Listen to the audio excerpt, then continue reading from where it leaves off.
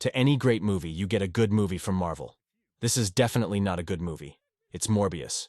You get a ticket for Morbius. It says good movie on it. I'm sorry, but it's one of Marvel's best movies about two cowboys from Brokeback Mountain who find themselves in the Twilight universe. That's bullshit.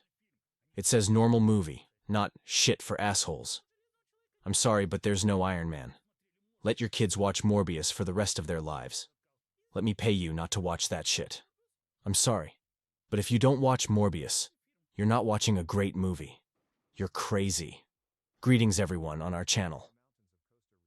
In this review, I will show you one of Marvel's most high-profile failures called Morbius. The movie is about a vampire. However, instead of a story about blood-sucking bloodsuckers, we saw other shit. Once upon a time, in a world filled with vampires. Don't you think that's a bit of bullshit? Fuck that.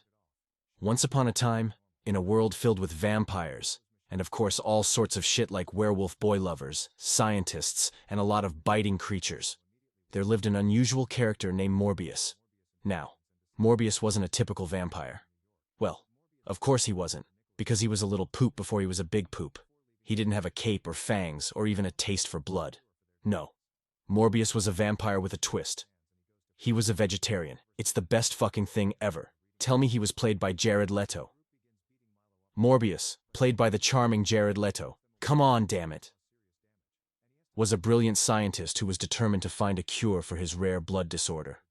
He spent countless hours in his lab surrounded by test tubes and beakers, a total nerd, trying to unlock the secrets of his disease.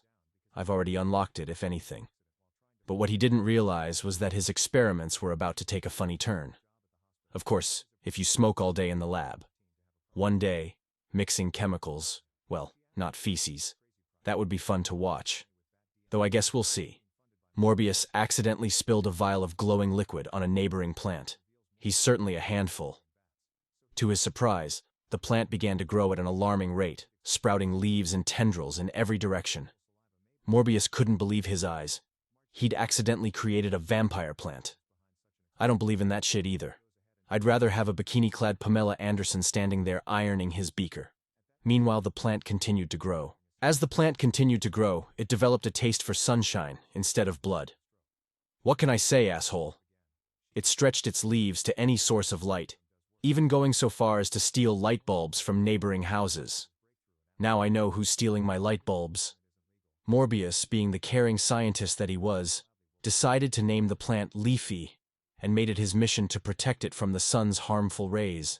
But Leafy wasn't the only strange creature in Morbius's life. He also had a hand bat named Batty who had a knack for getting into trouble. Batty would often fly into people's homes, wreaking havoc and confusion. Once, he even stole a pair of dentures from an elderly woman, leaving her speechless and toothless.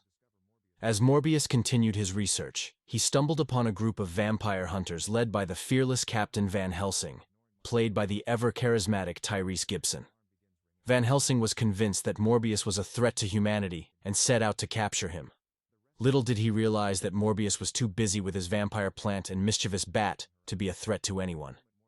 In an amusing coincidence, Morbius and Van Helsing team up to defeat a common enemy, a gang of vampire squirrels.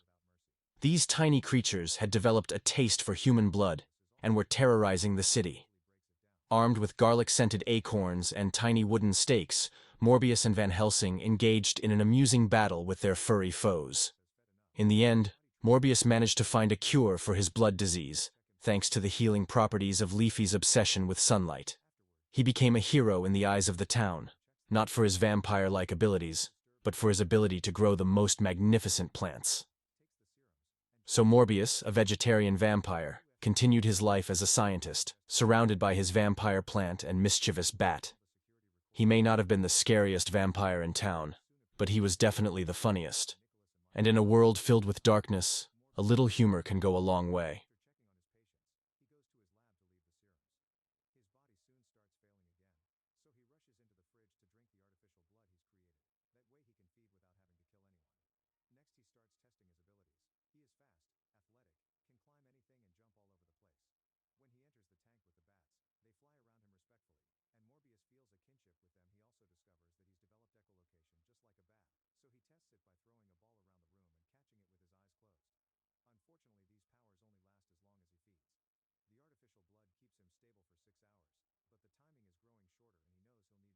soon. To test this further, he locks himself up in an isolated room. A few hours later, Milo comes to visit and finds him in an extremely weak state. Morbius asks for blood by writing it on the glass with his own, so Milo brings him a few bags from the freezer. As soon as he feeds, Morbius recovers and is strong again, and Milo is amazed by this cure. However, when Milo asks to be injected too, Morbius tells him he's made a mistake and that this cure is a curse. Milo keeps insisting, so Morbius gets aggressive and kicks him out. Meanwhile, Martine finally wakes up and is visited by the FBI agents, who show her disturbing pictures of the bodies on the ship. However, Martine pretends she doesn't remember what happened that night. Later in the evening, a nurse is working late and notices the lights behaving strangely. She begins running away in fear, but she's still caught by a vampiric creature that kills her. When the body is found in the morning, Morbius is as surprised as his co-workers and thinks, questioning his own sanity, Morbius runs to the lab and takes a few fake blood bags before leaving. On his way out, he's confronted by the FBI agents, who ask questions about he may have done it, the experiments, and decide to arrest him. Morbius immediately defends himself and knocks them down with just a few moves, then he escapes by climbing the stairs as he dodges bullets from a cop. He makes it to the hospital roof and is shocked to feel the air from the AC unit stronger than usual, but before he can test what it means, he's arrested by the agents. At the Manhattan Detention Center, Morbius is allowed to keep his notes and he makes the math to discover his feeding time went from every 6 hours to 4 hours 22 minutes. When he's taken to the interrogation room, he's handcuffed to the table, and the agents come in with holy water just in case. They blame him for the deaths on the ship and also the nurse, but Morbius is starting to lose control and begs for his bags of fake blood. The agents don't take him seriously and send him back to his cell. Later on, Morbius is visited by Milo, who offers his support and gives him a pack of artificial blood before he leaves. However, Morbius notices Milo has forgotten his cane and discovers the truth. Milo stole the serum and injected himself with it. In fact, he was the one who killed the nurse. Once his way out, Milo stops pretending he's disabled and walks away with perfect reflexes. Furious, Morbius drinks the blood and transforms into his vampiric form to escape the cell through the window. Then he jumps all over the city and uses his echolocation to hear Milo attack the owner of a newspaper stand. Morbius immediately rushes to confront Milo on the street, calling him a monster. However, Milo thinks this power is amazing and they finally can do whatever they want, so he attacks Morbius to get him off his back. A fierce fight ensues, and as the vampires move to attack each other, they end up crashing into the subway station, causing citizens to run in panic. After exchanging a few more hits, Milo celebrates the fact they've evolved, but Morbius promises to find a way to fix this. At that moment, the police show up to arrest them both. However, Milo moves fast and kills them all in seconds before doing a little victory dance. Next, Milo attacks Morbius again as the train comes closer. Morbius can feel the fast air caused by the train and jumps in front of it to fly through the tunnels and escape. The next day, Martine feels like someone is following her through the city, so she enters a shop to escape through the back door. The one following her is an agent, who now has lost her in the crowd. Martine takes the bus and sees in the newspaper that Morbius is a wanted man, only for him to suddenly appear behind her. She believes him when he says Milo took the serum and is the actual killer. Then they get off the bus to stop at a cafe. While they chat, Morbius overhears two criminals mentioning a lab, so he asks Martine for a few things before following them. After taking the artificial blood Martine got for him, Morbius finds the thugs inside a lab where they counterfeit money. When he nicely asks them to give him their lab, a thug tries attacking him with a knife, but Morbius breaks his hand and scares them all away as he calls himself Venom. While Morbius uses the pieces of the printing machines to make the devices he needs to work on a cure for vampirism, Milo is getting ready for a night out. After dancing around the apartment while getting dressed, he goes to a nightclub and flirts with a beautiful woman, but a guy says he saw her first and pushes him away. Milo manages to keep his powers under control and leaves. However, he waits outside, and when the guy comes out with his friends, he kills them all. Moments later, Martine goes to Morbius' hospital lab to grab a few things and finds Milo there asking for his friend. Martine swears she doesn't know where Morbius is and makes him leave without a fuss. Meanwhile, the FBI agents break into Martine's place, but neither she nor her cat are there. It's then revealed that Martine is hiding with Morbius at the new lab and she brought her cat with her. While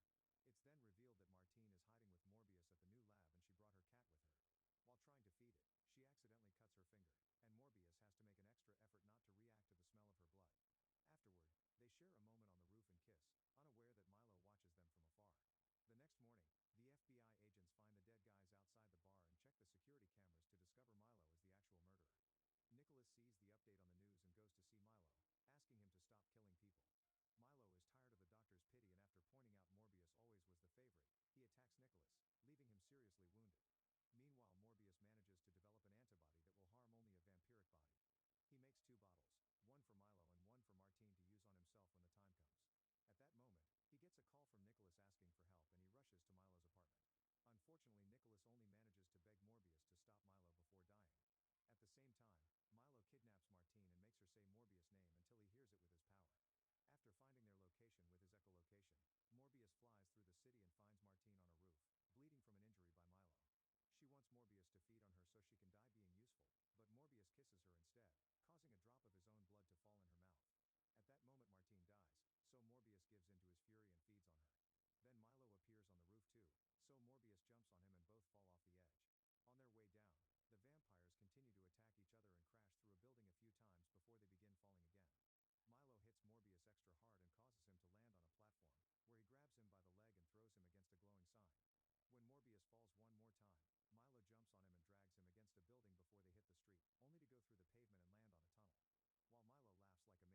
only to go through the pavement and land on a tunnel. While Milo laughs like a maniac, Morbius sends a powerful echolocation wave through the tunnel with his voice and then through the water with his hand. Suddenly an army of bats shows up to help Morbius up, and when Milo tries to kill him with a metal rod, Morbius sends the bats after him. As the little beasts hold Milo down,